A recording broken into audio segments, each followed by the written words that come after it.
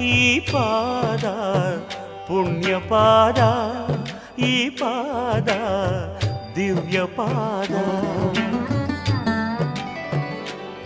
ಮನೆಗೆ ಬಂದು ಹೋದ ಪ್ರಥಮ ಲೋಕಪಾದ, ಮುಗಿಯದೆ ಹೋದ ನನ್ನ ಈ ಕರಬೇಕೆ, ಈ ಕರಬೇಕೆ ಈ ಪಾದ ಪುಣ್ಯ ಪಾದ, ಈ ಪಾದ ದಿವ್ಯ ಪಾದ.